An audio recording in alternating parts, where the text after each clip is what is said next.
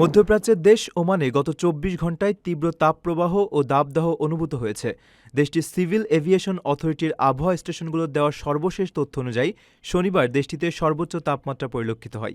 প্রাপ্ত পরিসংখ্যান বলছে, গত একদিনে ওমানের সবচেয়ে উত্তপ্ত এলাকা ছিল মুকশিন। সেখানে সর্বোচ্চ ৪৬.৩ ডিগ্রি সেলসিয়াস তাপমাত্রা রেকর্ড করা হয়েছে। গ্রীষ্মের এই চরম ভাবাপন্ন ও বৈরী আবহাওয়ায় ওমানের বিস্তীর্ণ অঞ্চল জুড়ে জনজীবনে নাভিশ্বাস উঠেছে। মুকশিনের পাশাপাশি দেশের অন্যান্য অঞ্চলগুলোতেও তাপমাত্রার পারদ ছিল ঊর্ধ্বমুখী।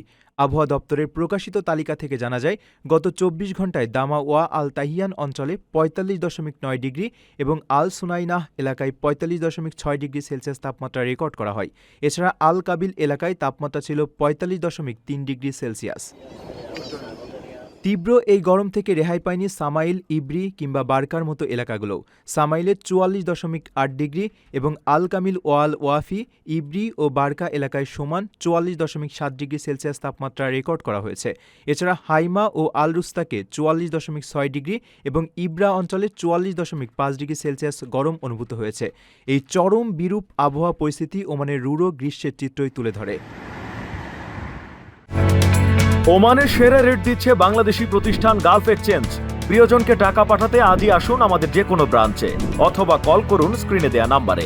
গালফ এক্সচেঞ্জ, বাংলাদেশিদের প্রিয় এক্সচেঞ্জ।